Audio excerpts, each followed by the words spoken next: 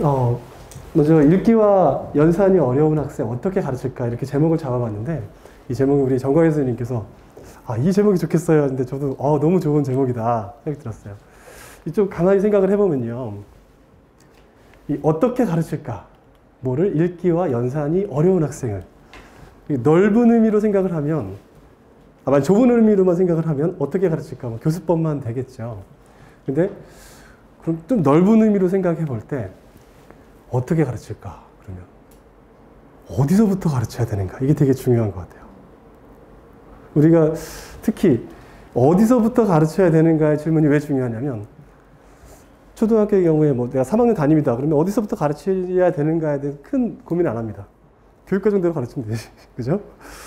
근데 이 학생들, 읽기와 연산이 어려운 학생은 어디서부터 가르쳐야 되지? 이게 가장 큰 질문이고 제가 답을 딱 드리면 좋겠지만 제가 아는 범위까지만 드려야 되고 그리고 또 더 공부를 해봐야 되는 부분인 것 같아요. 어려움이 있는 것 같아요. 네. 자, 그래서 그런 부분에 관련돼서 또 이제 어디서부터 가르쳐야 될까가 좀 해결이 되면 그러면 이제 어떻게 가르쳐야 될까? 그러면 개중 아이들은 또 지원의 색깔이 좀 다를 수도 있어요. 네, 그래서 그런 문제도 있고 그래서 좀 고민이 많습니다.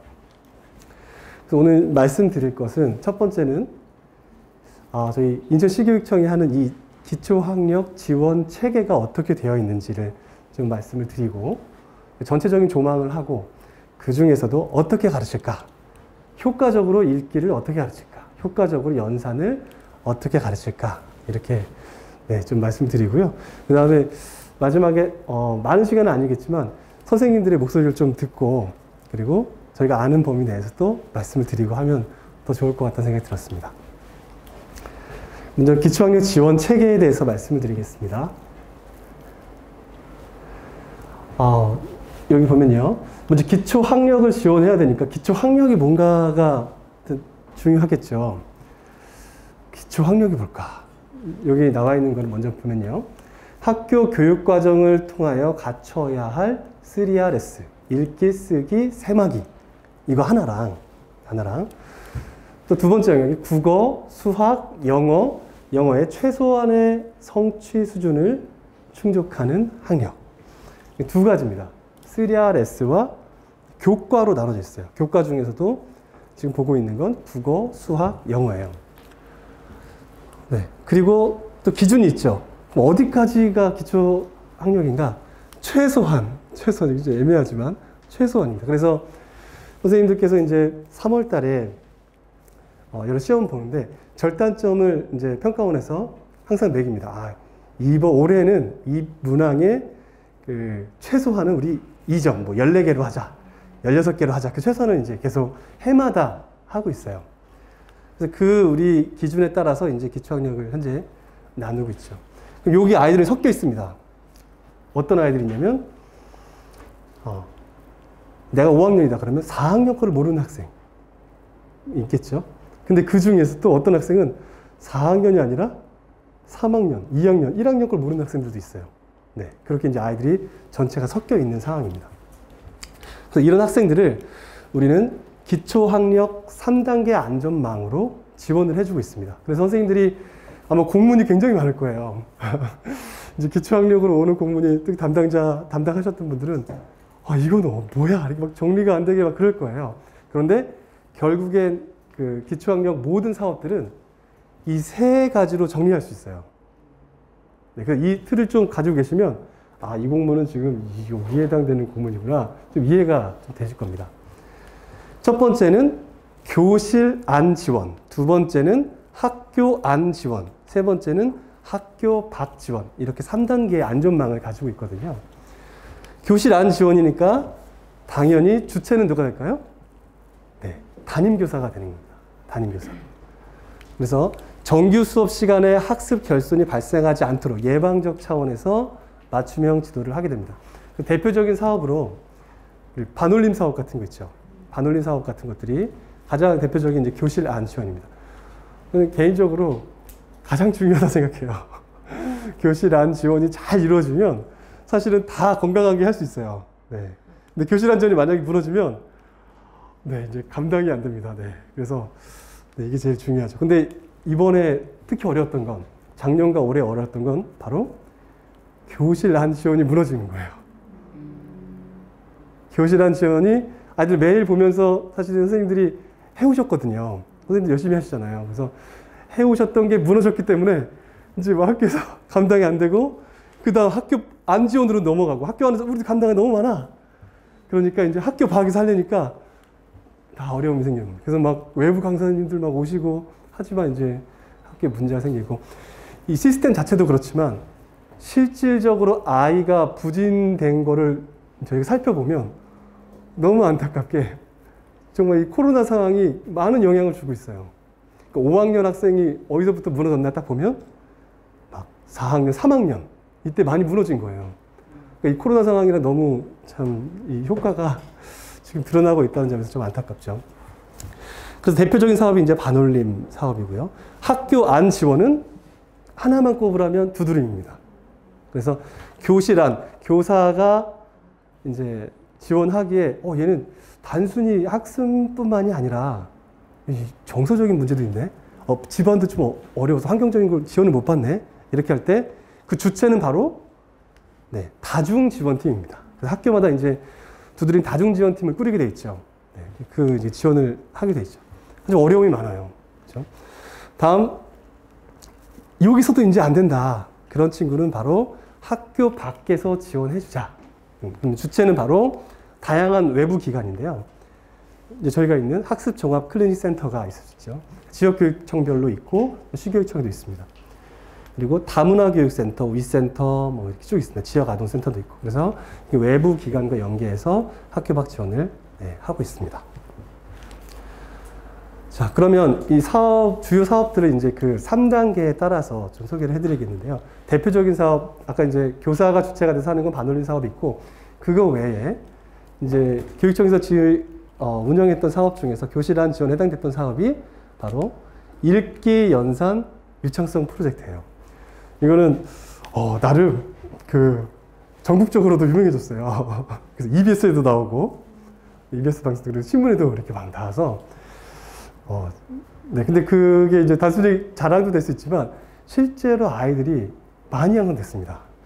그래서 저희 코로나 상황은 교실 안 지원이 무너졌기 때문이라고 봤고, 그러면 교실 안에 기초 학력을 보편적으로 올려야겠다. 그 이제 해결책이 바로 방법 중에 하나가 읽기 연산 유창성 프로젝트였습니다. 그래서 이따가 이제 읽기 어떻게 가르칠까 해서 또 여기 또 연산 어떻게 가르칠까 요거에 좀 더 자세하게 말씀드리겠습니다. 이거의 특징이 있습니다. 특징만 말씀을 드리면 검사를 해요. 검사를 하고 거기에 따라서 읽기 자료를 적용하고 다음에 이 프로그램을 돌렸을 때 얼만큼 이제 향상이 됐는가. 선생님들이 사실 참여해 보신 분 아시겠지만 쉽지 않아요. 하고 이렇게 또 검사도 하고 하려니까. 하지만 막상 하고 나시면 되게 얘가 걸렸어? 뭐 이런 게 있습니다. 멀쩡해 보이는데? 네, 그래서 숨어 있는 잠재적인 기초학력 위험에 있던 친구들도 많이 지원할 수 있는 그런 프로그램이죠. 그래서 저희가 이 사업을 좀 더 확장하기 위해서 올해 특별히 저는 너무 이제 자랑스러운데 너무 좋은 교재가 나왔어요. 네, 자화자찬이지만 읽기에서는 자신 있게 제가 소개해 드리는 건 바로 교과서 속 여기 중요한 내용들을 쉽게 익히는 알맹이라는 교재입니다. 이거는 읽기 유창성을 이제 지원해 주는 이 교재인데요. 자신 있게 말씀드리지만 시중에 어떤 돈을 주고 사는 교재를 뛰어넘습니다. 네. 아예 없어요. 이 컨셉은 아예 없습니다. 하나 있는 건 교과서 내용이 아니에요. 그래서 교과서, 얘가 3학년 교재인데요. 3학년 수업에 있는 그 주제들 있죠. 글감들 있죠. 교육과정의 글감을 가지고 읽기 유창성을 하는 이 프로그램은 요거밖에 없어요. 전국에. 네. 좋은 프로그램입니다. 네. 네. 여기 개발하신 저기 개발자도 있고. 네. 그리고 또 이제 연산에서도 요 지원 자료를 만들었습니다. 토닥토닥 수학 자료를 만들었어요. 그래서 요거는 현재 나온 건 2학년 1학기, 3학년 1학기, 3학년 2학기. 이것도 단언 자신 있게 말씀드리는 건 전국에 어떠한 이 교육청과 뭐 모든 정부기관 다 통틀어서 저는 이게 지금까지 제일 좋다고 생각합니다. 왜냐하면 이유가 있어요. 일단 저희가 그 기초학력 진단 보존 시스템이 굉장히 체계가 잘 잡혀 있거든요. 그리고 진단하는데 사실 되게 좋은 프로그램이에요.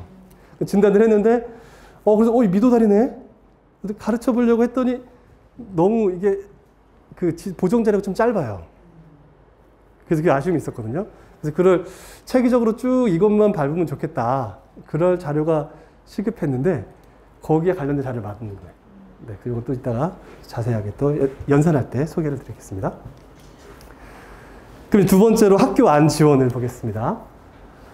그래서 이 기초학력 사업이 이게 단순히 이제 코로나 이벤트로 탁 반짝하고 유행으로 끝나는 게 아니라 이게 어떻게 계속 잘 운영될 수 있는 방법은 없을까? 핵심이 뭘까를 봤더니 역시 열쇠는 선생님으로 봤습니다. 네. 현장 선생님. 그래서 현장에 기초학력 전문 교원이 곳곳에 학교에 이렇게 세워지면 굉장히 많이 변화가 있을 것이다 한 거예요. 그래서 그걸 저희 비전으로 보고 있어요. 한 학교에 기초학력 전문 교원이 최소 한 명씩 계속 이렇게 심어지는. 네. 그러면 굉장히 많이 변할 거라고 이제 기대하고 있습니다. 네. 실제로 이제 있는 선생님부터 아무튼 변화가 지금 시작되고 있어요. 보시면요. 근데 이 과정이 이게 전문 교원이다 보니까 좀 이게 쉽지 않아요.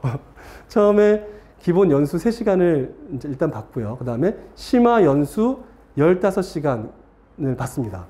그 다음 전문가 연수 45시간을 통해서 이제 기초학력 전문 교원을 인증하는데 이 특징은 뭐냐면 단순히 연수를 이수해서 끝이 아니에요.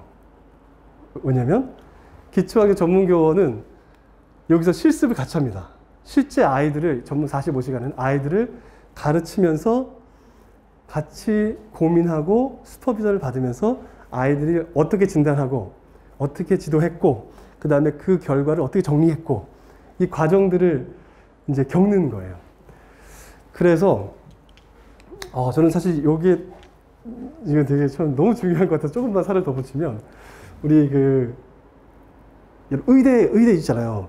공부 잘하는 의대 의사 선생님들 의대를 보면 두 가지가 의학이 있습니다. 기초의학이 있고 임상의학이 있죠. 그래서 우리 기초의학 같은 경우 병리학, 해부학, 조직학 뭐 이런 겁니다. 그래서 거기 나오면 1% 학생들은 글로 가요. 대부분 하지만 의대를 졸업한 사람들은 임상의학을 합니다. 그래서 내과, 소아과 하죠. 임상의학과의 특징은 뭐냐면 거기 있는 교수님들은 어떻게 해요? 대학병원에 있는 교수님들은 전부 다 가르쳐요. 지금도 실제로 해요. 환자를 한 다음에 그 다음에 가르치잖아요. 수업만 하지 않잖아요. 사실 저는 교사가 되게 임상의학 그 사람들이 비슷하다 생각해요. 네. 그래서 이 기초학력 전문교원 이분은 사실은 의대에 있는 임상학 교수처럼 이렇게 하니까 되게 환자가 잘 빨리 좋아져요. 그런 것처럼 그 다른 선생님들을 컨설팅 해줄 수 있는 역량을 갖추는 게 목표입니다. 네. 그래서 여기 보시면요. 이분들이 그럼 어떻게 할 거냐. 일단은 자기 교실. 우리 반에 있는 기초학력 프로그램 운영하시겠죠. 이제 임상하는 겁니다. 아이들이랑. 그리고 봤더니 3학년 1반 선생님이 기초학력 전문교원이야. 그러면 나 지금 4학년인데 선생님 얘 지금 어디서부터 가르쳐야 돼요? 어떻게 해야 돼요? 그러면 3학년 1반 갑니다. 기초학력 전문교원 선생님한테 가서 어떻게 해요? 그럼 선생님 이 진단도구 한번 써보세요. 이렇게 어려워요? 이렇게 해보세요. 수학 이렇게 해서 진단하고 가르쳐보세요. 컨설팅을 해주는 겁니다.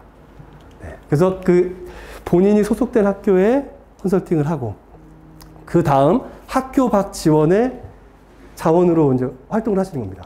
네. 그래서 이제 여러 다른 학교에 있는 또 선생님들을 컨설팅을 하는 그런 역할을 이 기초학력 전문 교원이 하기를 이제 기대하고 있죠. 그리고 이분들이 많이 늘어나면 정말 많이 바뀔 거라고 기대하고 있습니다. 자, 그 다음 사업으로 이제 기초학력 119 사업이 학교 박 지원의 이제 여러 사업 중에 한 가지로 잡았는데 이게 바로 아까 그 기초학력 전문 교원이 컨설팅하는 사업과 비슷합니다. 실제로 이제 저희가 부족하지만 지금 이제 센터에서 하고 있어요. 맨 처음에 선생님들한테 진단 의뢰를 받습니다. 이 친구 어떻게 가르쳐야 될지 몰라요. 그러면 선생님 이렇게 진단 검사 해주세요. 요청합니다. 그럼 받아오면 그걸 가지고 컨설팅을 해요. 그래서 이 친구는 그냥 전화상으로나 아니면 줌으로 해도 될 만한 친구가 있고, 해보니까 직접 가서 심층 검사를 해봐야겠다. 그러면 별도의 진단도를 가지고 이제 방문도 합니다. 네. 그렇게 하고 나중에 이제 추후에 만나서 얼만큼 향상되고 있는지, 잘 지도가 되고 있는지 이렇게 이 시스템으로 이루어지고 있는 게 기초학력 119입니다. 자신 있게 말씀드리면 전국에 여기밖에 없습니다. 전국의 모든 모든 센터를 다 통틀어서 인천만 하고 있어요. 네, 저 자랑입니다. 네, 더군다나 우리 송프로 선생님, 정가희 선생님이 너무 열심히 잘 하고 계시고 아주 되게 좋은 사례 같아요. 네. 자, 그러면 이제 우리 정가희 선생님 통해서 효과적인 읽기 지도에 대해서 말씀드리겠습니다. 박수로 환영해 주겠습니다.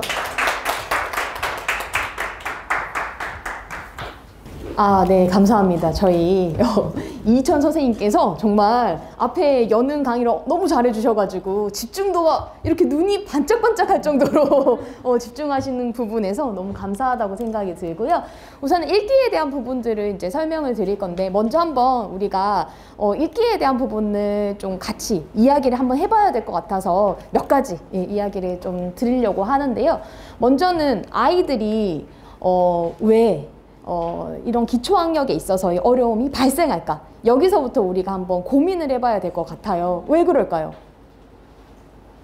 자, 왜 최저 수준의 그 성취 기준마저 갖지 못했을까?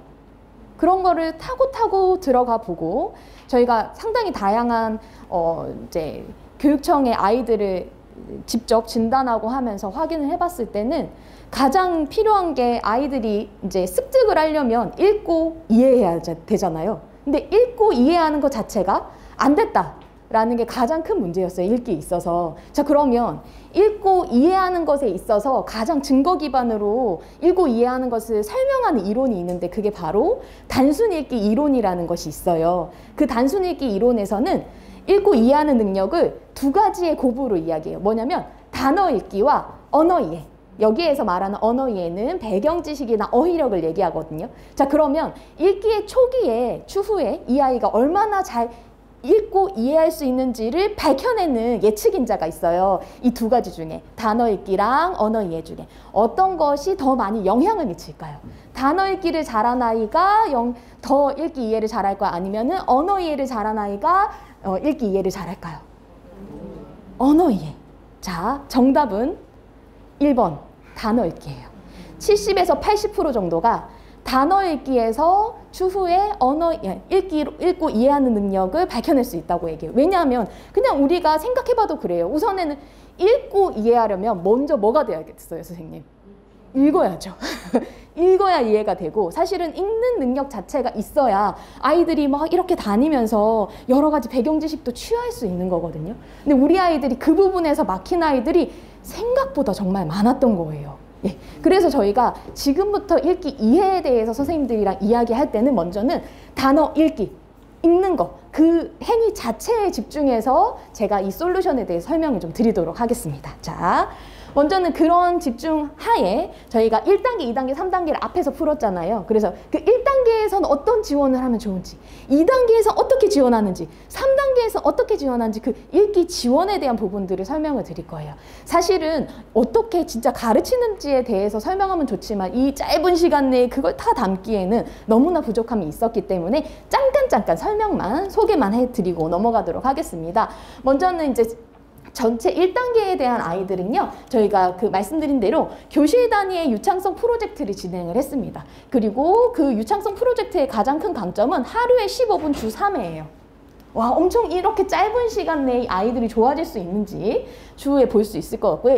이렇게 했는데도 어려움이 있는 애들, 저희가 뭐 진단평가 시스템이나 이런 것들을 통해서 걸러진 친구들이 학교에서 거의 대부분 수준별로 소그룹 지도를 받고 있지요. 그래서 그 친구들을 소그룹 지도를 한 다음에 한 약 3개월 정도 지도 후에도 어려움이 있거나 고학년임에도 그 3RS에서 어려움이 있는 친구들은 이 티어 3로 분리를 하면서 출발점 진단을 통해서 정말 맞춤형으로 지원하는 여러 가지 방법에 대해서 설명을 드리도록 하겠습니다. 자, 그러면은 저희가 읽기 유창성에 대한 부분들을 좀 먼저 설명을 드릴 건데, 선생님도 혹시 읽기 유창성이 어떤 건지 혹시 아십니까? 네, 유창성이 무엇일까요? 매끄럽게 읽고. 그렇죠. 맞습니다. 네. 네. 먼저는 아이들이 읽을 때 정확하게 읽는 거, 그리고 신속하게 읽는 거, 그리고 말씀하신 것처럼 표현력 있게 운율성을 살려서 읽는 이 세 가지를 말을 하는데요.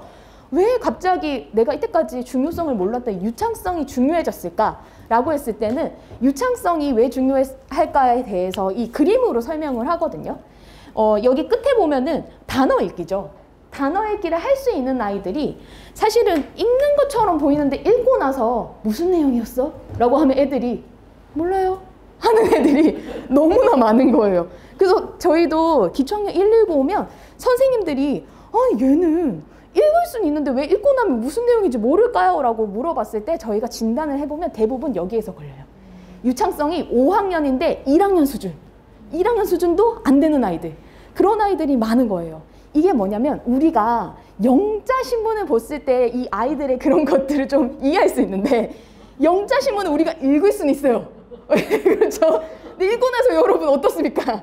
이해가 안 되죠. 그래서 어떡하죠? 다시 읽어요. 여러 번 그 센텐스를 읽다 보면 의미가 들어와요. 그게 왜 그러냐면 처음에 영어 신문을 읽을 때는 읽는 거에만 집중을 해버려요. 그러니까 읽으면서 그 이해의 에너지를 분배할 수가 없거든요. 그런데 계속 몇 번 읽다 보면 유창하게 쫙 읽어요. 그러면 읽으면서 에너지를 이해하는 데까지 쓸 수 있는 거예요. 그러다 보니까 아이들이, 유창하게 읽는 아이들은 에너지가 남으니까 이해하는 데까지 쓸 수 있다. 이게 바로 이 그림이 나타내주는 거고요. 단어 읽기와 그리고 읽기 이해의 다리는 바로 유창성이다. 이걸 보여주는 거예요. 그러니까 이때까지 우리가 그냥 백신 2번만 맞고 부스터샷을 안 맞을 거예요. 그게 바로 이 유창성이라고 봐도 좋거든요. 그래서 이제 이 유창성에 대해서는 왜 필요한지는 조금 감이 오시죠. 자, 계속 한번 해볼게요. 자, 그런데 이 유창성에 대해서도 우리가 지도시 유의점이 있습니다. 뭐냐면, 자, 저 파란색 글자 한번 같이 읽어볼까요? 시작. 획득한 뒤 읽기 유창성 지도를 내야 효과가 있다. 네, 제가 아까 다리 보여드렸죠. 근데 여기에 다리에 있던 단어 읽기가 아직 완공이 되지 않았어요. 여기 축이 완공되지 않은 상태에서 다리를 놓을 수 있을까요? 없죠. 그러다 보니까 먼저는 어느 정도는 읽어야 그 다음에 유창성 훈련을 해서 아이가 읽기 이해까지 넘어갈 수 있게 해준다. 그게 되게 중요한 거예요. 그것을 보여주는 게 저희가 내셔널 리딩 패널이라고 미국에서 아주 많은 연구를 통해서, 연구들을 취합해서 가장 증거 기반의 내용들만 정리해 놓은 리포트가 있어요. 그 리포트에서 말하고 있는 읽기 발달 경로입니다. 자, 읽기 발달 경로의 가장 마지막에 뭐가 있죠? 유창성. 그러니까 결과적으로는요, 유창성이 제일 마지막 단계가 되는 거예요. 그 이전에 여러 가지가 있는데, 제가 이제 아이들을 진단을 해봤을 때 상당히 재미있는 일들이 좀 많이 있었어요. 어떤 교육청에서는 선생님께서 이 친구는 그냥 약간 더듬더듬 좀 읽으니까 유창성 지도만 하면 좋겠어요 라고 했는데, 그 친구를 면밀히 지도를 해봤어요. 얘가 왜 이렇게 더듬더듬 읽을까? 라고 해봤더니 조금 더 들어갔더니 얘가 일견 단어, 바로 한눈에 보고 읽을 수 있는 단어가 없네. 왜 이렇게 일견 단어가 부족할까? 라고 다시 파고 들어갔더니 자음과 모음을 결합하는 것 자체가 안 되네. 다시 들어가 봤더니 낮자 소리 된 그 이중 모음이랑 한글의 악말이 이중 모음이랑 받침 이렇게 두 가지를 보거든요. 대부분 거기에서 멈춰져 있는 거예요. 그래서 한 5학년, 6학년 선생님들은 당연히 얘는 글 수준에서 그냥 공부하면 돼요 라고 했는데, 파고 읽기의 S레이를 딱 찍어서 진단을 해봤더니 얘는 받침부터 시작해야 돼요 라고 출발점 결과가 나왔었습니다. 그런 것처럼 우리가 아이에 대해서 명확하게 보고 이 아이에게 적절한 부분을 이제 투입해 줘야 된다라는 게 여기에서 중요하고요. 학급 단위에서 봤을 때 그렇게 엑스레이 정도의 진단을 할 수 없기 때문에 우선에는 한글 읽을 수 있는지 없는지 정도만 보고 읽을 수 있다면 저희가 유창성 프로젝트 할 때 다 넣을 수 있도록 하고요. 그렇기 때문에 유창성 프로젝트는 1학년 2학기부터 합니다. 왜냐하면 1학년 1학기 때 뭘 가르치죠? 한글을 가르치죠. 그러니까 1학년 1학기부터 시작하지 않는 거예요. 네. 다 이유가 있지요. 자, 그래서 저희가 이 글읽기에 대해서도 이제 계속 설명을 할 때 이 얘기를 해요. 준비가 되었을 때 글읽기로 들어가는 것이 중요하다라고 얘기를 하는데요. 이건 앞에 부분이랑 거의 연결이 됩니다. 뭐냐면 이 라진스키라는 이 학자가 유창성을 3수준으로 이렇게 분류를 했어요. 이제 좌절적 수준, 교수적 수준, 독립적 수준 세 가지로 있는데 여기에서 이 좌절적 수준과 그래도 교수를 할 수 있을 정도다 이런 교수적 수준을 나누는 기준이 뭡니까? 몇 %예요? 90%. 네, 맞습니다. 정확도가 90% 정도는 되게 읽어야 이 친구는 유창성 훈련을 할 수 있다라는 의미고요. 90% 이하다. 그러면 어떤 거예요? 이 친구의 그렇죠. 한글을 아직도 정확하게 못 읽고 있고 거기서부터 조금 보수공사가 필요한 상태라는 것을 여기에서 볼 수 있는 것입니다. 저희가 그것을 볼 때 가장 많이 쓰는 기준이 이 유창성 기준인데요. 이 CWPM이 뭐냐면 1분에 읽을 수 있는 어절수를 계산한 거예요. 그래서 아이한테 글을 읽게 한 다음에 걸린 시간분에 정확하게 읽은 어절수 곱하기 60을 해서 이 아이가 1분에 얼마나 읽는지를 계산을 하고요. 그리고 나서 이 아이가 어느 정도 학년 수준으로 읽고 있는지도 확인을 합니다. 그래서 이 기준에 따라서 만약에 5학년인데 1학년 수준도 못 읽고 있다. 이랬을 때는 아 진짜 유창성과 관련된 지원이 시급하구나 이런 것들을 확인해 볼 수 있고요. 이거를 놓쳤기 때문에 얘가 읽었는데 무슨 내용이야 했을 때 모르겠는데요. 이런 반응을 보였구나 하고 해석할 수 있었습니다. 자, 그래서 이제 대원칙은 이렇습니다. 1, 2, 3 한번 읽어볼게요. 1번 시작. 텍스트를 90% 정도 정확도를 읽으며 2번 읽기 유창성 훈련을 시작해야 한다. 유창하게 읽게 되면 읽기는 자동화된다. 3번 읽기가 자동화되면 읽기에 정신적 에너지가 줄어들고 읽기에 더 많은 에너지를 사용할 수 있다. 네, 제가 이때까지 얘기한 것의 총합입니다. 이게 이렇게 해야 아이들이 읽고 이해할 수 있고 무슨 내용인지 답할 수 있게 되는 것이고요. 읽기 유창성 지도에서 가장 많이 증거가 확보된 이제 지도 방법은 소리내어서 반복 읽기 방법이에요. 그래서 이제 가이디드 리피티드 오럴 리딩이라고 얘기를 하는데 이제 소리내어서 읽는 것에 중점을 먼저 두고요. 두 번째는 여러 번 반복해서 읽으면서 세 번째 약간 지속적인 피드백을 제공하는 방법을 보여줍니다. 그래서 이제 이 아이들에게 저희가 이 부분을 직접 적용을 한번 해봤어요. 이제 2021년 1학기에 있는 프로젝트 개요를 좀 보여드릴게요. 먼저는 이 따스함이라는 교재를 활용했었고요. 이제 저학년 아이들이었기 때문에 그 친구들은 들으면서 먼저 한번 읽고 두 번째는 한 문장씩 학생이 목소리가 나오면 그 음원에 따라서 따라 읽고 그리고 마지막에는 친구 역할 한번 해보고 교사 역할 한번 해보면서 이제 또래 교수를 하면서 이제 함께 읽어보고 마지막은 스스로 읽는 그러면 총 몇 번 정도 읽죠? 4번을 읽게 되죠. 그래서 4번을 반복해서 매일매일 읽는 그런 시스템으로 지도를 했습니다. 저희가 사전 연수를 방금 전에 한 것처럼 선생님들에게 제공을 했었고요. 그래서 이 프로젝트를 하는 것은 거의 70일 정도 선생님들에게 이제 지원을 했습니다. 그래서 주 3회 15분씩 계속 지원을 했었고요. 사전 사후 검사 결과를 한번 보여드리도록 하겠습니다. 먼저는 1분당 이제 소리내어서 읽은 어절수에 대한 부분을 좀 보여드릴게요. 먼저 한 160명의 아이들을 표집해서 이제 검사를 했었을 때 이제 상중하 아이들의 이야기글에 대한 부분들이 이제 보시면 그래프로 봤을 때 상당히 많이 높아진 걸 볼 수 있고요. 사후 검사했었을 때 하 아이들만 봤을 때는 47어절 있던 애들이 62어절까지 올라갔어요. 그리고 설명글에서도 47에서 62어절 이렇게 거의 동일하게 올라간 것을 볼 수 있고요. 전체로 봤을 때는 이야기글과 설명글에서 9어절에서 10어절 정도가 올라갔습니다. 자, 그런데 선생님들 어떤 분이 이렇게 얘기를 하시더라고요. 이 프로젝트의 결과인지 자연적인 성숙인지 어떻게 합니까? 라고 하셨는데요. 사실은 이미 다른 연구들이 많이 있었겠죠. 그런 연구들을 봤을 때 자연스럽게 성장을 9에서 10어절 정도 하려면 얼마나 걸리냐면 1년은 걸린다고 그런 연구 결과들이 있거든요. 근데 1년을 걸리는 걸 저희가 70일, 거의 3개월 내에 해결한 거예요. 그러니까 엄청난 거죠, 이거는. 그러니까 저희가 봤을 때, 아, 이게 바로 코로나 이제 여기 상황에서 저희가 모든 아이들을 어떻게 보면은 대상으로 기초학력을 상당히 넓혀서 지원할 수 있는 좋은 방법이었구나라는 것을 그때 좀 깨닫게 됐었고요. 사실은 아까 부장님께서도 아, 전국에서 여기밖에 안 해요라고도 하시는데 사실은 이렇게 광범위하고 많은 학급수를 교육청 단위에서 지원하는 경우는 진짜 인천시밖에 없었어요. 네. 그러니까 이제 네, 추경까지 하셔서 네. 그러니까 정말 전폭적인 지원을 왜냐하면 1학기 때 저희가 추경하지 않은 상태에서 지원을 했었을 때 거의 수학 같은 경우에도 80학급이 1분인가 2분 만에 마감이 된 거예요.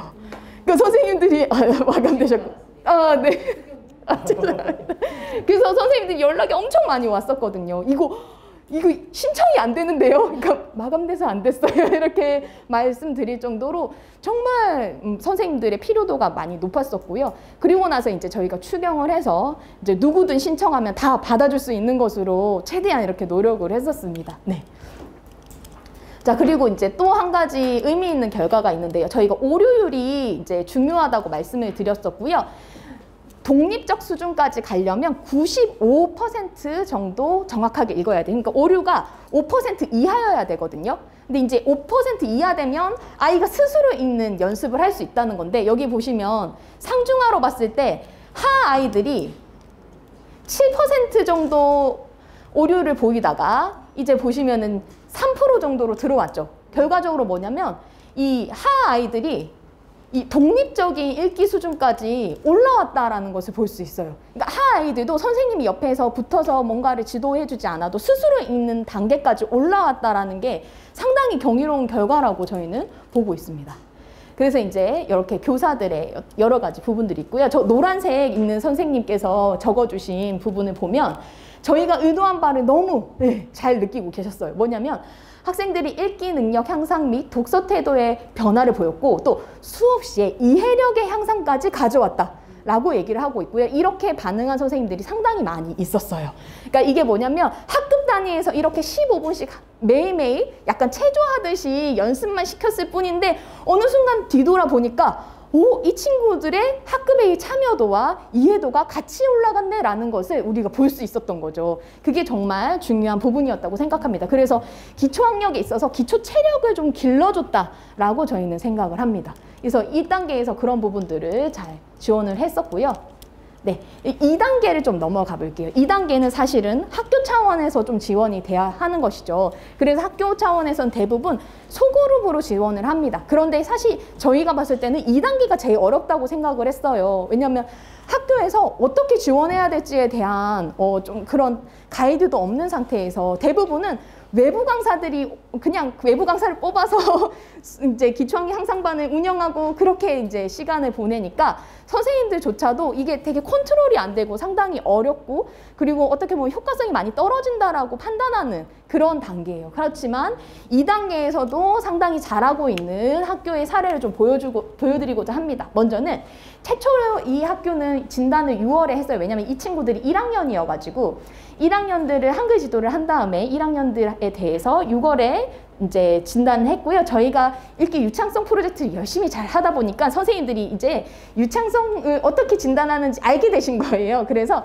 그 유창성을 가지고 평가를 다 돌려봤어요. 거기에서 이제 어려움이 생긴 아이들 몇 명을 데리고 이제 수준별 소그룹 지원을 하기 시작하셨고요. 유창성에 어려움이 있으면 뭘 확인하라고 말씀드렸죠? 초반에 무엇을 못하는지, 한글을 읽는지 못 읽는지를 확인하라고 말씀드렸고 그것을 확인한 거예요. 뭐로 했냐면 한글 또박또박이라는 이 검사를 통해서 이 아이가 한글에서의 어려움이 발생하고 있는지를 확인을 더 하셨고요.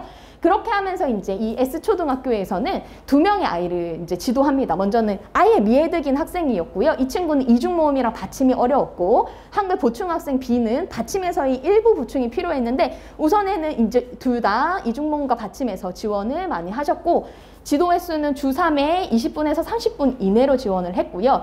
찬찬한글을 통해가지고 지원을 하셨는데 참 너무 감사하게도 찬찬한글은 이렇게 시리즈물이 많이 있습니다. 첫 번째, 찬찬한글이 있고요. 두 번째, 찬찬 한글로 지도를 하고 나면 저희가 수학 익힘책 하듯이 바로 그 차시에 반복해서 쓸 수 있는 것을 저희 찬찬 한글 익힘책으로 이렇게 만들어 두셨어요. 대전광역시 선생님들께서. 그래서 이것도 사실 PDF 파일로 모두 제공이 되기 때문에 요거를 가지고 뭐 재본해가지고 사용하셔도 되고요. 실제로 서부교육지원청에서는 이 교재를 모두 다 학교마다 제공을 하셨다라고 얘기를 하시더라고요. 그래서 찬찬한 네. 이 친구 1학년입니다. 네. 왜냐면 그래서 6월에 진단을 했던 친구들. 아니면 거의 대부분 진단 보정 시스템을 통해서 3월에 진단을 하죠. 자, 그래서 이 친구들에게 찬찬 한글 익힘책과 그리고 저희 인천광역시 교육청에 또 스테디셀러가 있지 않습니까? 동영상. 저희가 작년에 이 영상 찍느라 정말 죽을 뻔했거든요. 제가 찬찬히요, 선생님들. 32차시를 쉬지 않고 계속 나와야 했던 찬찬이고요. 그래서 이제 이러한 여러 가지 연계 자료가 있기 때문에 이걸 활용해서 아이들을 가르치셨어요. 그랬을 때 또 평가를 합니다. 왜냐하면 저희가 이 지속적인 진전도 평가를 잊어서는 안 돼요. 이거를 해야 진짜 3단계로 넘기라인지 2단계에 계속 있으면서 혹은 2단계가 끝나고 1단계로 넘어가야 되는지에 대한 이제 로드맵이 생기거든요. 그래서 이 선생님들께서 다시 6월과 7월에 다시 이제 진동도 검사를 하셨어요. 처음에 6월 평가하셨을 때 1학년이 송땡땡과 김땡땡이 미해득 보충 수준이었고 유창성은 35어절, 43어절 정도 읽었는데요. 1학년 기준으로 봤을 때는 1학년 말에는 48어절까지 읽어야 되거든요. 그러니까 그만큼 잘 읽지는 못하는 상태였어요. 그런데 7월에 저희가 한 달 한 다음에 평가를 했었을 때는 송땡땡은 미해득에서 보충이 됐어요. 아주 좋은 평가죠. 그리고 45어절 읽던 애가 46어절, 11어절까지 올라온 거예요. 그리고 김땡땡이는 보충이었는데 완성이 되었고 53어절까지 올라왔기 때문에 이제 졸업시키는 거죠. 이런 친구들을. 자, 이제 우리 보충지도는 졸업해도 되겠다. 이런 이제 확인을 하기 위해서라도 진전도 검사가 상당히 중요합니다. 근데 이렇게 해서 잘 지원을 받고 아이가 좋아지면 되는데 그렇지 못한 아이들이 있겠죠. 그래서 저는 2단계에서 꼭 3개월 정도 지도를 하고 나서는 한 번 더 진전도 검사를 해야 된다고 말씀을 드립니다. 그래야 이 친구가 발달적 어려움이 있는지 없는지를 확인할 수 있어요. 보통 3개월 정도 집중 지원을 했음에도 불구하고 어려움이 있으면 발달적인 어려움은 어떤 게 있을까요? 네, 난독증도 있을 수 있고 또 경계성 지능, 네, 좋습니다. 또 어떤 게 있을까요? 뭐 주의력 결핍이나 이런 것들도 함께 있을 수 있고 아니면 뭐 정서적인 여러 가지 요인들이 있을 수 있겠죠. 그러한 요인들이 있는지 여부는 한 3개월 정도 집중 지원을 해야 돼요. 왜냐하면 안 그러면은 환경적인 결손 때문에 그런 건지 아니면 발달적 어려움 때문에 그런 건지를 판단하기가 어렵거든요. 그래서 먼저는 가르쳐 봐야 된다. 그런데도 안 되는 아이들은 이렇게 해야 된다라고 말씀드립니다. 먼저 3단계 맞춤형 개별 지도가 있고요. 이제 인천시 교육청에서 이런 3단계 맞춤형 지도를 위해서 하는 몇 가지 지원 사업들에 대해서 그 중심으로 설명을 드릴 겁니다. 먼저는 기초학력 전문교원을 기본심화 전문가 과정에 따라서 알려드리는데요. 이 선생님들에게 저희가 여기 전문가 과정을 하고 계시거나 하신 선생님도 계시지만 전문가 과정을 하면 먼저는 출발점 확인을 하면서 어떻게 근거 기반으로 가르쳐야 될지에 대한 지도 방법을 상당히 상세하게 배우고 그리고 한 아이를 딱 선정을 해가지고 직접 가르쳐요. 그리고 일지도 매일 적으면서 그거에 대해서 뭐 한 달에 한 번 아니면 2주에 한 번 슈퍼바이저가 계속 슈퍼바이징을 해줍니다. 잘 가르치고 계시네요. 혹은 얘는 이렇게 방향을 바꿔야 될 것 같아요. 얘는 어떻게 가르치는 고민이 돼요. 그러면 얘 이렇게 한번 해보세요. 이렇게 투입해보세요. 계속 그렇게 하면서 도제식으로 우리가 마치 그 교대에서 실습하듯이 그렇게 한 3개월 정도를 아주 집중적으로 선생님들이 케어를 해드리거든요. 그렇게 케어했을 때 상당히 많은 발전이 있었고 그러면서 선생님들께서 어떻게 얘기를 하시냐면 진짜 내가 이제는 직접 다른 아이를 찾아서 또 다른 아이를 또 가르칠 수 있을 것 같다. 혹은 내가 방학 때 기초학력 캠프를 열어서 내가 이제 아이들을 직접 가르칠 수 있을 것 같다. 역량 강화가 확 되시는 거예요. 그러니까 마지막에 저희가 결과 보고회 하는데 저희 전문교원 선생님들이 엄청 울고 너무 좋아가지고 저희 애를요 포기하지 않게 해주셔서 너무 감사해요. 이렇게 얘기한다니까요. 너무 고맙다고. 그러니까 그 고맙다고 얘기하니까 저도 고마워요. 이렇게 하면서 저희가 막 계속 눈물을 1시간 정도 막 쏟았던 기억이 있고요. 자, 이런 이제 아주 집중적인 지원을 할 수 있는 선생님께서 있는 경우도 있지만 그렇지 못한 여러 가지 사정으로 인해서 내가 그 과정까지 할 수는 없다라고 하시는 분들이 계셔서 저희가 그래서 뭐냐면 기초학력 119 사업을 하는 거예요. 이건 뭐냐면 진단을 해드려요. 진단만 해드리는 게 아니라 진단을 하고 나서 어떻게 가르칠지 그리고 이때 어떤 교재를 써야 될지까지 가는데 그 교재를요 그냥 써야 돼요 라고 하는 게 아니라 저희가 가진 교재를요 문서수발로 다 보내드렸어요. 학교마다. 그러니까 A라는 아이는 뭐 이렇게 다 키트가 다르게 해가지고 다 보내드렸고요. 선생님들께서 너무 고마워하고 저한테 뭐라고 하냐면 기초학력을 어떻게 지원할지 몰랐는데 이렇게 같이 러닝메이트로 달릴 수 있는 사람을 만난 것 같다. 그러면서 처음에 이제 진단하셨던 선생님이 한 달 후에 다시 한 번 더 서로 진전도 확인하고 이게 괜찮으세요? 예. 이렇게 하면서 확인하면서 계속 다른 교재도 보내드리고 이렇게 계속 케어를 많이 해드렸었고요. 마지막은 이 외부 연계기관을 통한 난독 사업까지 진행을 했었습니다.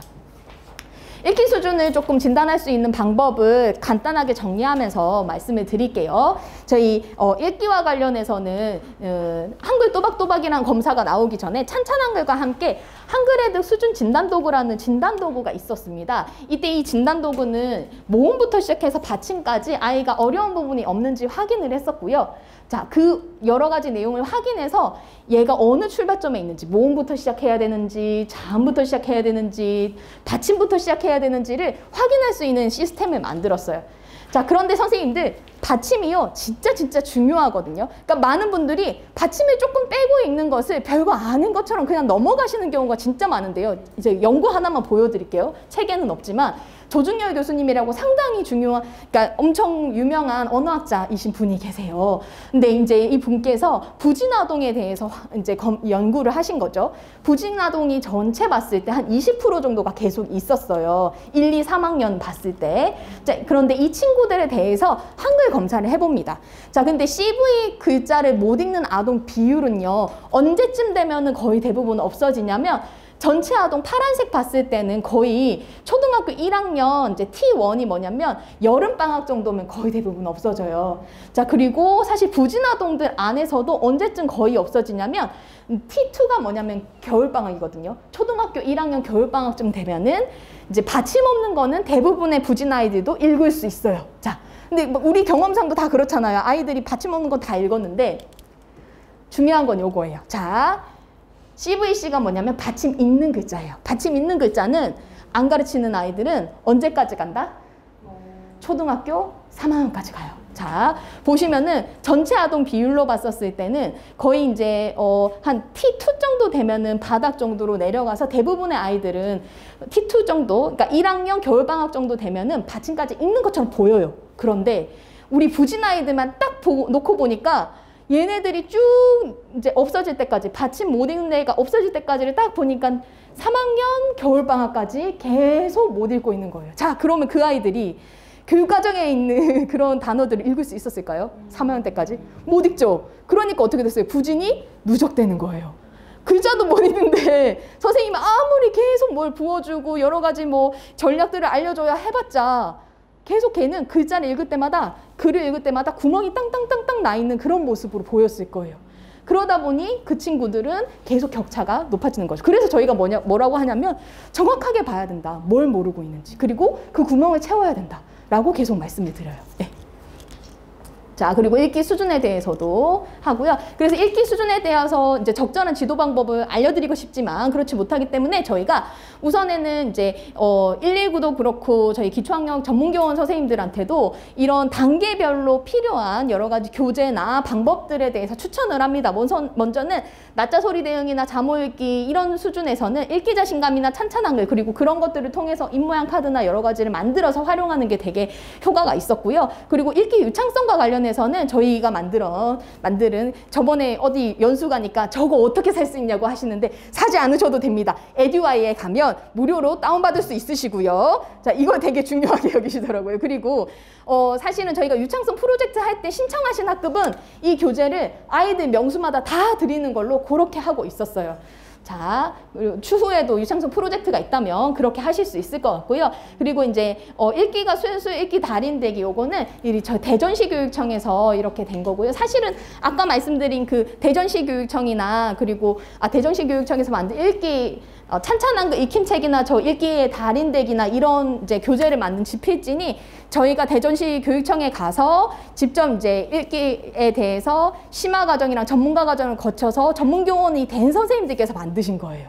네, 그러니까 저희 선생님들도 이제 알맹이를 만들고 계신 상황입니다. 네. 자, 그리고 이제 읽기가 어려운 원인에 대해서도 이제 특수교육 전문가나 아니고 여러 가지 난독증과 관련된 전문가들이 저희 슈퍼바이저로 활동을 하고 있기 때문에 그분들이 이 부분에 대해서도 판단을 좀 많이 내려드리고 있고 또 어떻게 지원해야 되는지 ADHD가 있었을 때는 어떤 지원 방법이 좋은지 지도할 때 이런 부분들을 더 추가해야 된다라는 것들을 꼼꼼하게 슈퍼바이징 해드렸었고요. 그러면서 이제 전문가 결과 발표를 했습니다. 선생님들께서 거의 대부분 21명의 아이들을 25회기 이상 가르쳤어요. 40회기 정도 가르친 선생님도 있었고요. 자, 그렇게 했었을 때 처음에는 상당히 모음부터 어려움을 가진 아이들이 많았죠. 모음은 82% 정도밖에 못 읽다가 94%까지 올라가고 대부분의 아이들이 많이 성장한 걸 볼 수 있습니다. 40초 읽기도 100어절에 대한 부분도 많이 올라갔는데 요거가 좀 임팩트 있습니다.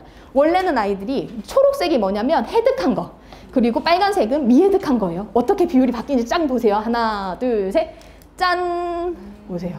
아이들이 이제 선생님의 지도를 한 20회기 이상 받았을 때 이러한 변화가 나타났습니다. 그러다 보니 선생님들께서 이제 저희가 이제 한 분 선생님의 변화를 보여드릴 텐데 먼저는 이제 원래는 모음부터 어려움이 있었던 아이고 복잡한 모음 보시면 5번에 복잡한 모음 보시면 0개 하나도 못 읽던 아이였어요. 그래서 선생님한테 나 안 할래요 하고 막 짜증내고 했던 아이였는데요. 아이한테 모음을 가르치니까 한 달 후에 얘가 모음 모두 다 알게 되고 복잡한 모음도 0에서 8개가 됐어요. 그래서 대부분 알게 되었고 마지막에 받침까지 가르치게 되니까 선생님이 이제 말하는 게 얘가요 이제 받침을 알기 시작하니까 친구가 들어올 때마다요 친구 이름을 그냥 자기가 적더라고요. 막 박서준, 너 박서준이지? 박서준 이렇게 적고 그래서 그 친구들이 다 들어올 때까지 30명 거를 칠판에 다 적고 있대요. 그 아이가 이제 이 아이인데 얘가 이제 말하는 게 뭐냐면 5월에 처음에 이제 지도를 안 시작했을 때는 자원이 하나도 없으니까 무기력하고 엄청 짜증이 많아서 남아서 공부 안 할래요 이렇게 했던 아이인데 이 친구가 한 달이 지나니까 선생님 글자가 좀 보이는 것 같아요. 좀 신기해요. 이렇게 얘기하기 시작했고 7월에는요. 7월에 우리 방학 지나기 전에 우리 한 학기 동안 제일 재밌었던 게 뭐냐 물어보니까 선생님이랑 공부했던 거예요. 딱 얘기했다는 거예요. 네. 자, 그런 것들 이제 기초학력 이제 심층 진단은 선생님들이 진단한 거에 대해서 저희가 이렇게까지 거의 이런 보고서가 4장이 나가거든요. 수학까지 합쳐가지고. 그래서 4장짜리로 해가지고 이거를 보내드리면서 줌으로 이거를 해석하는 방법들 그리고 어떻게 가르쳐야 되는지를 한 1시간 정도를 다시 컨설팅을 해드렸어요. 1대1로. 그러고 나서 어려움이 또 있으면 이 이제 나이제 비액트라고 하는 표준화 검사를 또 들고 가서 얘가 이제 전체적인 읽기나 수학에 있어서는 몇 학년 수준인지까지 설명을 드렸고요. 그랬더니 선생님들께서 정말 많은 도움을 받았다. 이제 엄청 높은 수준의 만족도가 나왔었던 결과들이 있었습니다. 저가 또 수학이 있어가지고 마이크를 넘겨야 하는 상황이에요. 그래도 집중을 열심히 해주셔가지고 읽기에 대해서 조금 해결이 되신 것 같나요? 네. 그러면은 제가 오늘 100점을 한 것 같습니다. 여튼 감사합니다, 선생님. 네. 이 다음은 효과적인 연산 지도에 대해서 말씀드리겠습니다. 제가 정말 좋아하는 그 그림인데요. 수학적 사고의 발달입니다. 부진 지도하는데 갑자기 수학적 사고가 나와서 좀 그렇죠. 그래서 이제 이건 좀 얘기하면 너무 이제 깊지만 그냥 본질적인 얘기를 좀 들으면 수학을 왜 배울까를 수학을 왜 배울까? 수학 못해도 되는데 또 기초학력 아예 전에 모르는 친구에게 어디까지 기대해야 돼? 왜 해야 돼? 이렇게까지 해야 돼? 막 이런 의문이 들 때마다 그렇지 이래서 해야 되지 이렇게 힘을 주는 것 같아요. 왜냐하면 우리 그 2015 개정 교육과정에서 수학의 목표가 길지만 결국엔 요거거든요. 수학적인 방법론으로 사회 현상과 자연 현상을 이해하고 수학적인 방법으로 수학적인 그 사고로 사회 현상과 자연 현상을 이해하고 문제를 해결하는 거예요. 이게 되게 그냥 외울 때는 몰랐는데 되게 그냥 볼 때는 몰랐는데 되게 심오하더라고요. 그러니까 부진 학생이지만 이 친구가 살아가는 이 세상에서 수학적 기초를 잘 잡아서 이 사회 현상을 수학적으로 이해해야 되는. 근데 기초가 안 되면 안 됩니다. 그래서 이거는 왜 중요하냐면 수학이 발달되는 경로가 있다는 거예요. 경로가. 그래서 얘가 어디서부터 길을 잃었는지를 찾아주는 그 지도 같습니다. 보시면요. 맨 처음에 모든 것의 시작은 바로 수색이에요. 수색이. 그러니까 trusting the count. 근데 단순히 카운팅이 아니라 트러스팅이 들어가요. 트러스팅. 왜 그러냐면 수세기에 대한 확신이 있어야 돼요. 내가 센 수가 몇이라는 확신이 있어야 돼요. 확신. 여기 없으면 다 무너집니다. 네. 그래서 아이에 따라서 5학년이지만 수색이 못한 친구도 심지어. 네. 그러니까 한 뭐 7개? 8개? 이러는 친구 있어요. 근데 저학년, 1학년, 2학년이다. 그러면 부진 친구 중에 이런 경우 있습니다.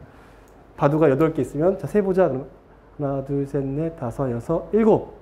8 한 다음에 몇 개지? 8 다음에 9개예요. 네. 그래서 기수성이 없는 겁니다. 맨 마지막에 센 수가 그 집합의 개수인지를 모르는 거예요. 이 수세기가 돼야 비로소 아이가 이제 자리값을 넘어옵니다. 그 다음에 자리값이 되면 곱셈적 사고를 하게 돼요. 네. 그 다음에 이게 이제 그래서 기초연산 3RS는 여기까지를 봅니다, 사실은. 여기서부터 바로 다음이 배수적 등분할이 이제 분수거든요. 여기까지 딱 봐요, 3RS가. 기초적인 거. 그 다음에 이제 이제 5, 6학년 때 요걸 한 다음에 요 다음이 바로 이제 대수가 나옵니다. 중학교에서 수포자가 늘어나는 이유는 여기 다음 있는 이 대수가 안 되기 때문이에요. 네. 아무튼 그런 경로로 이어지는데, 저희가 일단 관심을 가질 건 여기까지입니다. 1차적으로. 여기 4개. 그 중에서 제일 중요한 건 수세기. 그 다음에 오늘 되게 짧지만 선생님들께서 기억해야 될, 수학에서 기억해야 된다면 저는 이 딱 2가지입니다. 요거 하나랑 요거는, 네, 요거. 3가지여야겠네. 하나 더 이따 말씀드릴게요. 요거. 두 번째, 요거는 되게 단순한데요. 특히 기초학력 부진 학생들을 가르칠 때 선생님들이 시각이 있으면 좋은데, 이게 사업이랑도 연결되니까 되게 더 중요합니다. 보시면요. 학생을 바라볼 때, 반 학생들을 바라볼 때, 요 삼각형을 생각하는 거예요. 티어 1, 티어 2, 티어 3. 그래서, 그냥 우리가 쉽게 하면 상, 중, 하예요. 근데 상, 중, 하나 약간 다른데, 티어 1은 뭐냐면, 대부분의 학생들입니다. 반에서 한 80%. 대부분의 학생, 교육과정 잘 따라가는 친구들이에요. 근데 티어 2는 했더니, 시험 봤더니, 3월 달에 진단평가 봤더니 부진 학생들. 그 친구를 티어 2로 보는 겁니다. 그러니까 기초, 우리가 학습 지도를 하는 친구들이에요. 근데 이게 2개만 있으면 부진, 도달, 미도달 이렇게만 보면 되는데, 여기서 하나를 더 나눠주면 좋습니다. 그게 바로 티어 3예요. 네. 그래서 선생님들이 눈을 티어 2만 보지 마시고, 얘가 티어 2는 단순히 이전 학기 혹은 이전 학년 것만 모르는 게 아니라 혹시 얘 보니까 이 티어 3 아니야? 라는 의심을 한번 가져보는 겁니다. 네. 그게 읽기에도 적용이 되고요. 연산에도 적용이 되는 거예요. 그래서 여기 보시면요. 티어 3를 구분하는 거는 one or more years. 네. 특히 그래서 2학년 이상 차이 나는 친구들이 많이 있습니다. 네. 그 저희가 이제 요거는 3월 달에 네. 3월 달에 예를 들게요. 4학년을 얘기 드리겠습니다. 4학년 3월 달에 진단평가 주형 같은 거 보잖아요. 주형 봐서 부진 됐어요.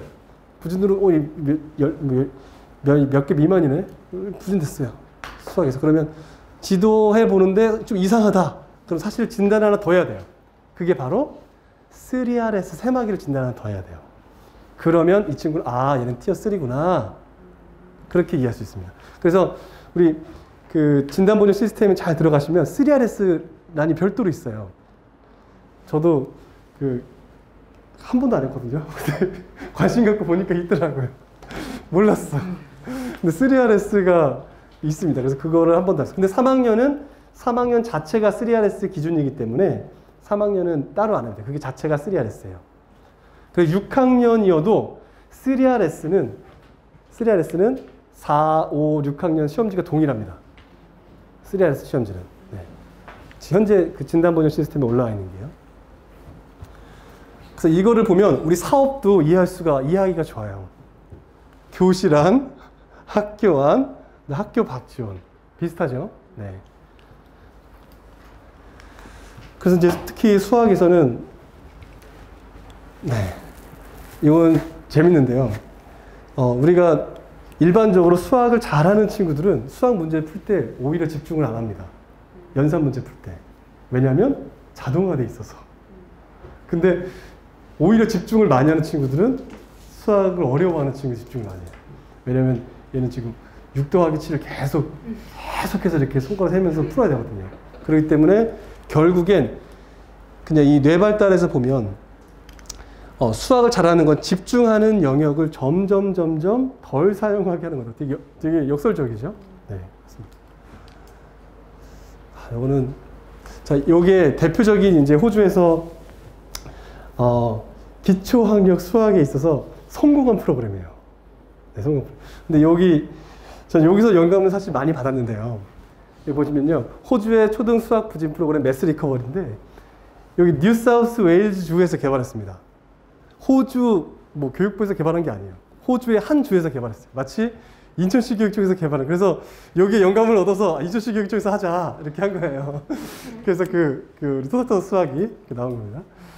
그래서 여기에는 여러 가지 교수법들이 있어요. 교수법들이 있고 거기에 관련된 자료들도 또 있고. 그래서 이런 게 참 인천시 교육청이 우리 대한민국을 주도하는 그렇게 됐으면 좋겠다. 실제로 그래서 우리 전문기원 이수환 선생님들이 만드신 거예요. 토닥토닥 수업을. 자, 그래서 350명의 특수교사와 이렇게 차동했고, 근데 여기 성공했던 핵심 비결이 있습니다. 바로 여기 보세요.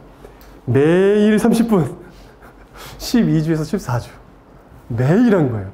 월, 화, 수, 목, 금 30분. 근데 이게 가능할까요, 우리가?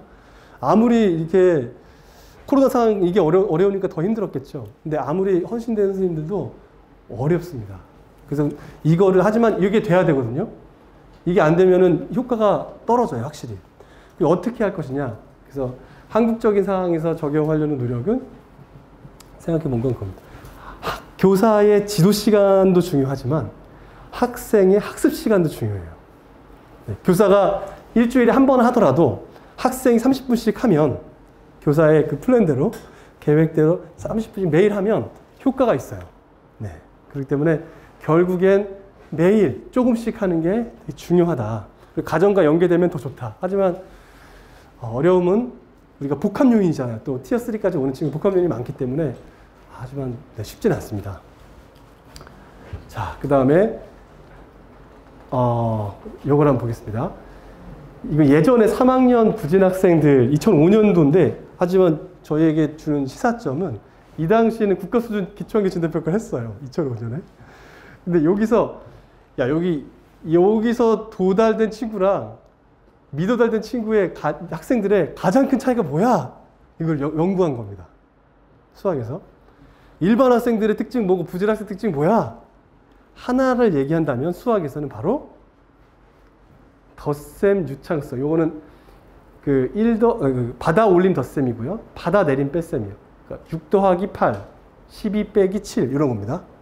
이런 것들을 부진 학생들은 일반 학생 대비 속도가 2배 더 걸렸던 거예요. 네. 부진 학생. 그러니까 이 친구들의 또 인지적인 특징은 어떠냐? 정보 처리하는 데 있어서 작업 기억이 워킹 메모리죠. 이게 절반이더라.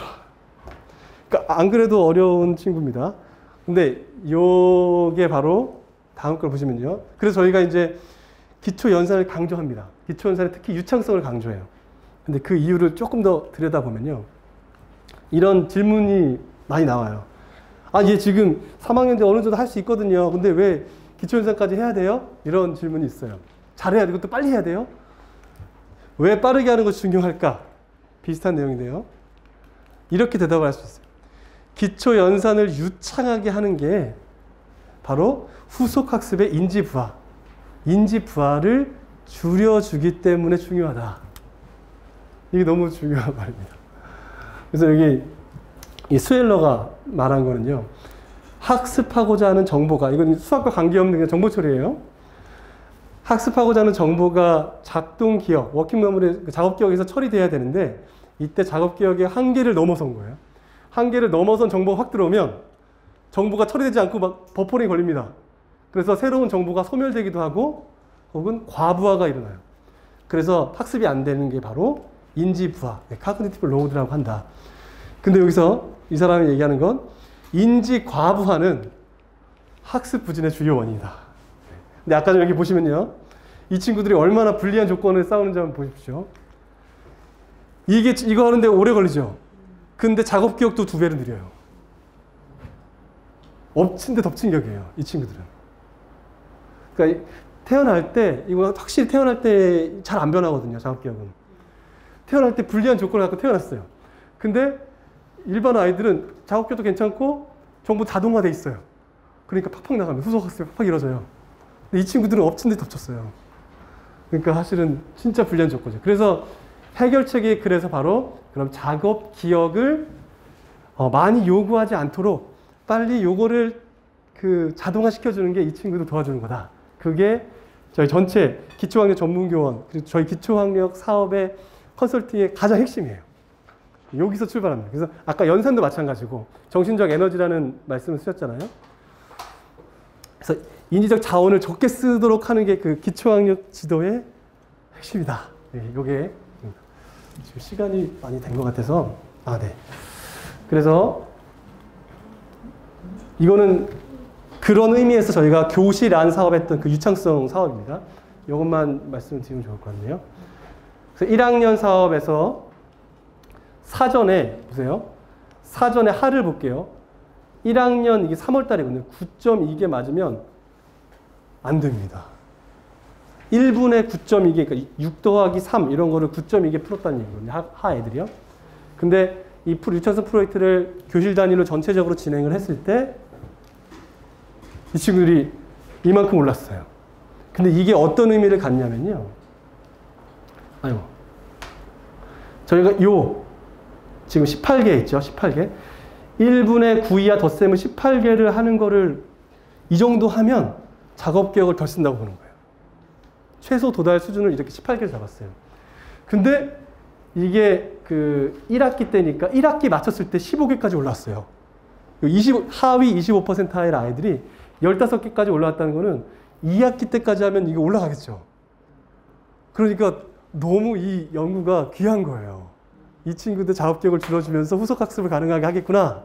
네, 기대를 갖게 하는 거예요. 뺄셈이 또 중요한데요. 뺄셈도 마찬가지예요. 보세요. 2개 맞아요. 1분에 2개 푸는 거예요. 네.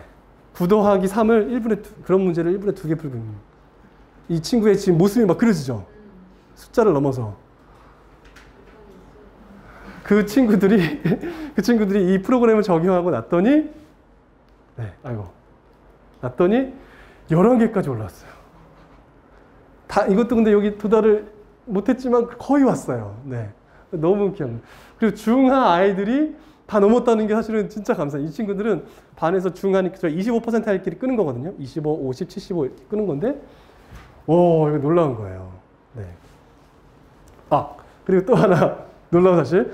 20개가 되면 진짜 얘는 그냥 정말 그 주의력 안 쓰고 그냥 막 한다. 우수 수준이거든요. 근데 놀라운 건 중상 아이들이 여기까지 올라가는 거예요. 그러니까 이거는 보편적으로 효과가 있는 겁니다. 어느 정도 물론 상 아이들도 조금 올랐어요. 하지만 중상 아이들까지 같이 덩달아서 기초학력 했더니 덩달아서 했어요. 자, 뒤에 게 있지만 곱셈구구도 마찬가지입니다. 곱셈구구가 정말 뒤에 후속학습을 영향을 많이 주는데 곱셈구구 더 빨리 향상됩니다. 여기 보면 2단, 3단, 4단, 5단 곱셈 1에 해당됐던 게 10개 맞았던 친구가 프로그램을 적용하면 아이고, 적용하니까 이건 다 넘었어요. 20개를 맞췄어요. 근데 이 20개 그거는 아주 되게 잘한다고 보는 정도예요. 네, 그러니까 이 하루에 15분 동안 보편적으로 교실 안 지원을 했던 게 효과가 있더라. 네, 넘어가겠습니다. 자, 그래서 이 영역이 바로 저희가 보고 있는 그 기초 연산 영역입니다. 그래서 선생님들이 이제 실제로 교실에서 아이들을 보실 때 내가 5학년 담임 교사예요. 근데 얘가 지금 3월달에 진단평가에 부진이네? 확인했어요. 그럼 얘 어떻게 가르치지? 처음 이제 어디서부터 가르칠까 하잖아요. 그때 요걸 다 봅니다. 저희 이거 다 봐요. 1, 2, 3, 4, 5, 6, 7, 8 다 5학년 학생 예를 들면 다 봐요. 1분 동안 몇 개 푸는지. 그렇게 해보면 이 친구가 구멍이 난 부분이 확 보입니다. 근데 거기 수준에 따라서 이제 저희가 이제 제안 드리는 건 이 친구가 너무 개념이 없다 그러면은 받아내림이 없는 구이와 뺄셈을 모른다. 혹은 받아내림이 있는 두자 이걸 모른다. 그러면 그걸 지도하고 하지만 어느 정도는 해. 그러면 이 친구는 지금 4학년 거 교육과정을 나가면서 하지만 학습지는 계속 풀리는 거예요. 얘는 연습이 부족하구나. 개념을 알아. 그러면 그 기초연산 능력이 올라올 때 그래서 진도는 나가면서 기초연산을 같이 합니다. 이렇게 해주면 아이들이 작업기억을 훨씬 적게 사용하면서 불리한 점을 갖고 있지만 네, 진도를 이렇게 빨리 형성될 수 있다. 네, 그렇게 보겠습니다. 자, 그럼 지금 다시 1분인데요. 질의응답 시간을 제가 갖는 게 중요할 것 같아요. 선생님들 그래서 이거 궁금하신 게 있을 겁니다. 그리고 혹시 읽기든 수학이든 말씀해 주시면 저희가 아는 범위 내에서 말씀드릴게요. 혹시 궁금하신 점 있으실까요?